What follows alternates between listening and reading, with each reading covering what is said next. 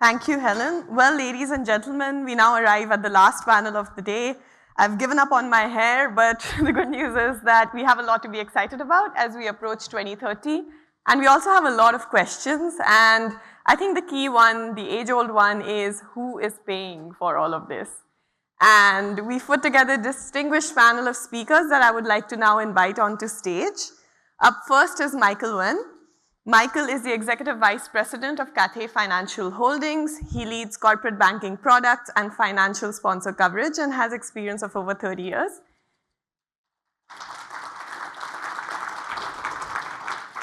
Next up, we have Deepali Khanna. She's the head of Asia at the Rockefeller Foundation.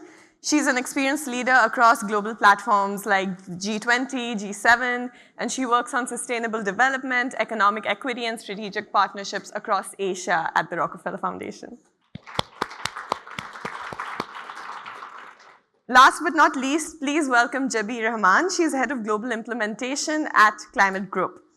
With over 15 years of international development experience in climate change, education, and poverty alleviation, Jabi drives major projects and initiatives at the Climate Group to advance global emissions reduction and sustainable development. Thank you for joining us on this panel, Paying Climate Dividends, Securing Investment for Asia's Green Transition. So Michael, I'm going to start with you. Cathay Financial Holdings has put together a sizable low-carbon investment portfolio, and there's always this question of returns versus risk. So can you tell us a bit about Cathay's approach to finding returns and how it's balancing risks at this moment in renewable energy investments? Well, thank you to give me this chance to answer such a question. Because nowadays, Asia is still highly reliant on fossil fuels. Starting from several years ago, our group, Cathay Financial Holdings, we try to balance risk and return. But luckily, since society also senses sustainability is a very crucial thing, that not just help our society improve, but also can benefit from some of manufacturers. If they suffer by some requests by global branding like Apple or HP, you know, Taiwan is famous for its manufacturing cost-down production capability. So starting from a few years ago, those manufacturers, they're facing the requests by global branding names. So starting from that point, they are thinking about how to improve their energy through traditional electricity to renewable. So I still remember in 2011, Cathay United Bank is the first Taiwanese bank who provide financing to support local solar power station from a very traditional rooftop. And gradually, when people realize that's the global trend, then we also attract lots of global and local sponsors to establish more opportunity in solar, and then we see onshore wind farm, and then of course, offshore wind farm project has been developed. Right now, I think more than 10 offshore wind farms ready into their commercial operation in Taiwan Strait. Mm-hmm. So for us, we think that's balanced because we are a member for the society. We're not just looking for return. Also, we balance our investment or lending portfolio in a very balanced method.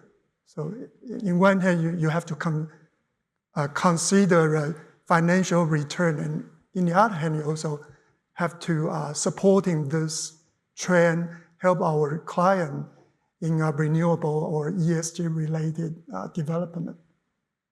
Okay, there are questions around offshore wind development, and of course, Taiwan has encouraged that, promoted that. What can you tell me about the sector right now when you're talking to the businesses, the project developers, the equipment suppliers? What are they asking for money for? What are you telling them? Yeah, well, renewable energy is always pre-identified policy by our government. So they already set certain into our electricity supply composition.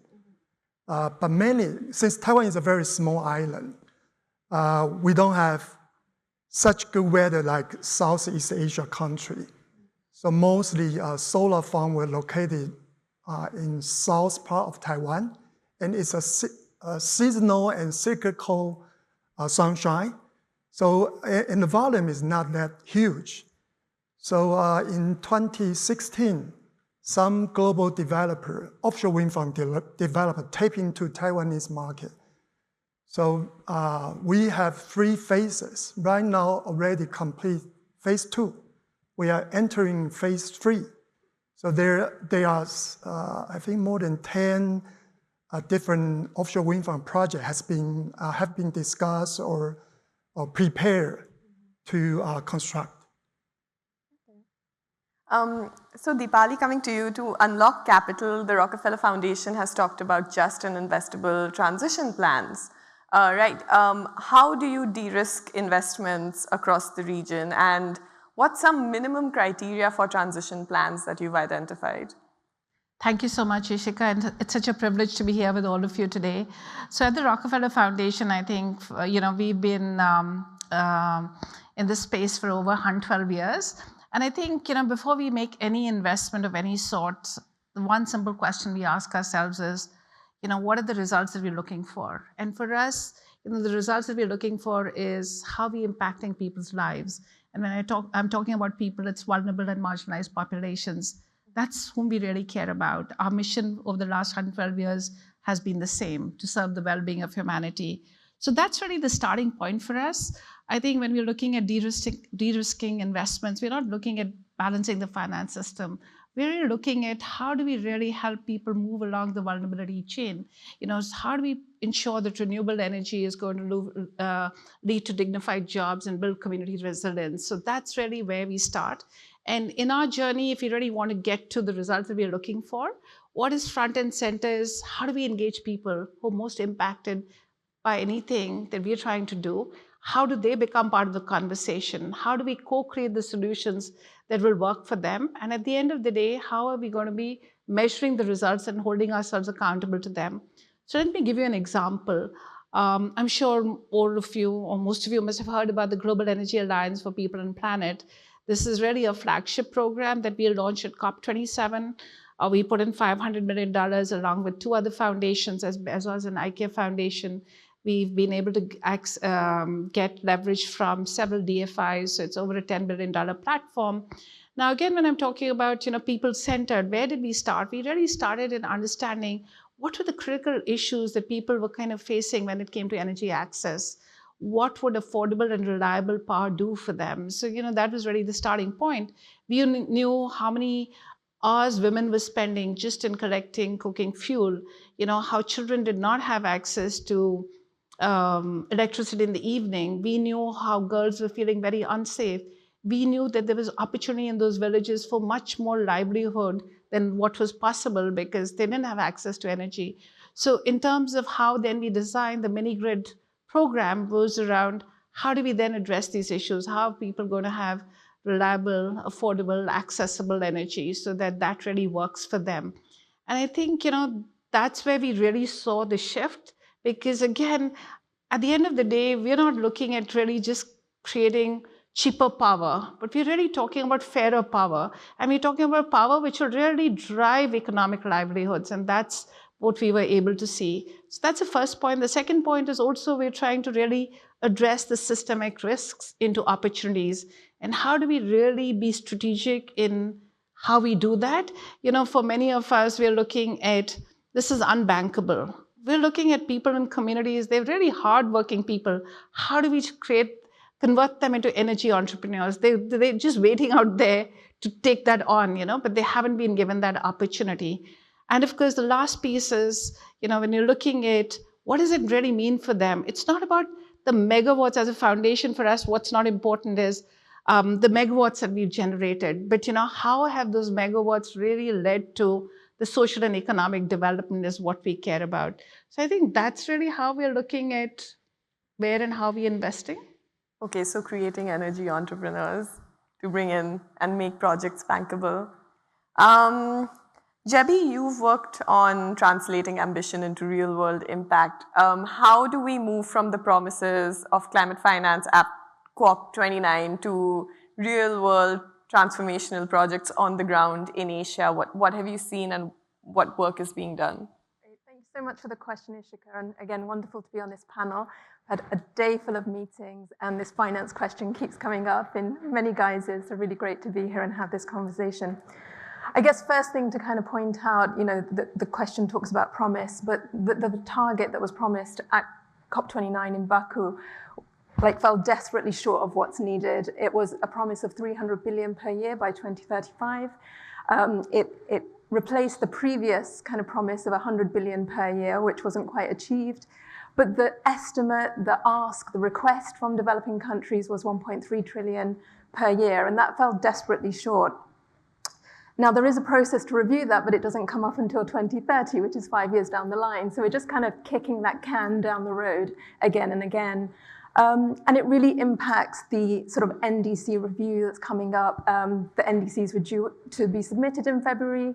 Very few came in. There's another date in September, just before COP. So it really holds a risk for a lot of these developing countries. How ambitious can they be if there's not this promise of this finance? So that's something else for us to kind of see when we get to COP30 and review those NDCs. But really what has to happen, those NDCs that are set at the national level need to be translated into local actions.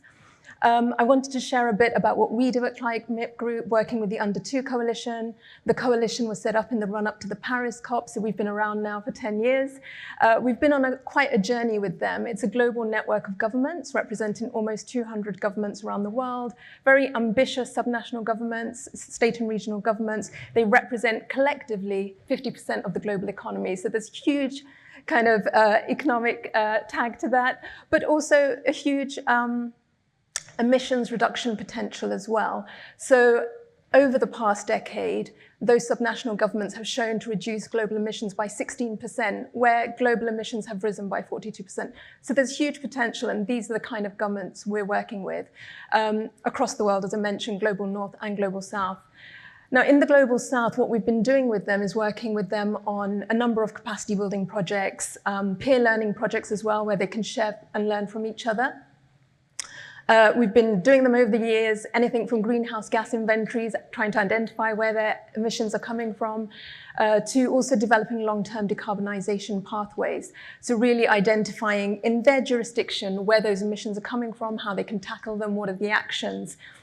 Now we've got to the stage where we have to take those plans and turn them into investment plans. How do we speak to the investors?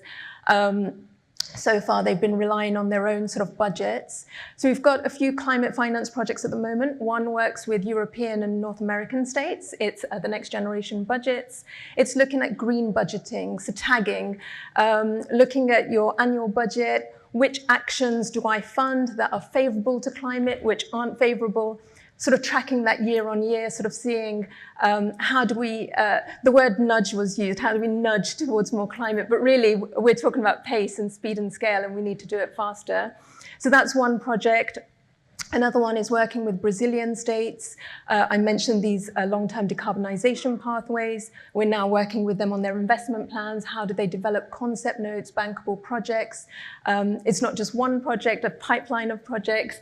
And then how do they pitch that to investors, whether that's national or international? So these are the kind of projects we're working with. You asked about Asia. So far, there's a lot of interest from the Asian governments that we work with. But yeah, again, we're looking for funding to implement these in other jurisdictions. But we do have a lot of lessons learned that we can share worldwide. Yep, and unlocking private finance in particular, Michael, has been a challenge. Can you talk to us about some innovative financial structures or models that Cathay has used to bring private finance and be involved in projects itself? Well, sure. Well, firstly, since we are financial holding, under this holding structure, we have life insurance, non-life insurance, security house, asset management company, of course, commercial bank. So from investment side, Cathay Life play a very key role. They just complete a largest offshore wind farm investment. They took 50% together with a global offshore wind farm sponsor called Austin. That project, Cathay Life invests $900 million US equivalent to be a big stakeholder. And in non-life insurance company, we were the first one provide insurance coverage to offshore wind farm project in Taiwan. Then we also issue green bond or sustainable link bond in Taiwanese bond market. As for the bank, so far we already provide more than 1 gigawatt financing to support renewable energy, plus sustainable link lending. But beside that, I'd like to share some of our recent program, because we launched by fourth quarter last year. We launched sustainable link deposit, because traditionally, commercial bank will provide their financing through a B2B mechanism. But lots of individuals, they also like to endeavor their effort to help the society and planet. So in last year, we launched this program. Means once the company engage with Cathay United Bank, they complete certain pre-decided KPI, and their employee can enjoy some cost saving when they do ATM transfer their money. They can enjoy several times free of charge. And also they can enjoy a better FX rate, currency rate exchange with the bank. And also they can enjoy a better interest interest revenue through a deposit into CUB. I think that's the first service type, not just stick on lending capacity, but also from the other side of the banking service that we did. I'm very successful in last year. Okay, cool, thanks. Deepali, the Rockefeller Foundation has committed over $1 billion to fight climate change over the next 5 years. How do you see the role of philanthropies really evolving over this time, especially as you see a scale back in public funding from certain parts of the world? And how do you expect Rockefeller to promote and help projects across the region in coming years? Yeah, so I think, Ishika, foundations across the world are evolving in terms of their strategic giving. I think from where we are sitting, definitely we're looking at how can we become much more operational, how can we really be more data-driven in our decision-making, as well as how do we really focus on the results and outcomes that we set out to deliver on. So I think that's really where we are kind of moving ahead. We also, believe in the big bets approach that we've taken so far. And, which really means that, we are going in for ideas that may have not necessarily been fully baked, innovations that have been set aside, but we really feel there's merit in pursuing it. And also, we stay course on some things for a longer period because it takes time. So the Global Energy Alliance for People and Planet that I mentioned earlier, which is really a flagship program, it took us 10 years to get there, right? Because we really had to kind of look at how do we get to a how do we have those scalable solutions that are going to be working across the globe, whether it's Latin America, Africa, or Asia. So we had to keep working on it over and over again and also try and get different actors because, again, with all the work that we're doing, there's no way we can do it alone. We're just one entity, and the only way that we are going to be able to achieve any results is by kind of really building stronger alliances, stronger collaborations, where we all play to our strengths. And I think that's, again, where you'll see more of us kind of pushing boundaries and really seeing how we can do that much more effectively. Just to share a recent example, we're also kind of trying to demonstrate how, we can't be looking at things with a very narrow lens. So just recently, with President Macron, we just announced the regenerative school meals, which is a $100 million commitment. It's not a food program. It really goes beyond food because, we're really trying to ensure that kids in school get meals, which is really going to be important for their learning outcomes. It's important for their health outcomes. It's to really set them up for success, right? And again, for us, as we're looking at it on the other side, we know the greenhouse gas emissions that are coming from the ag side, right? And we're really trying to push the regenerative agriculture. So we said, is there a way that we can actually pull both these elements together? So how do we work on the demand and supply side? So for example, in Indonesia, we all know President Prabowo has this very ambitious school meals program where he wants to get 82.9 million children as part of the school meal program. So that's a huge opportunity. How do we get smallholder farmers to be part of that journey, right? How can we really encourage and incentivize them to go into regenerative agriculture? So how do we get those pieces together is again something. So we're looking at a solution which is really bold. It's going to make a difference in people's lives, as I was talking about earlier.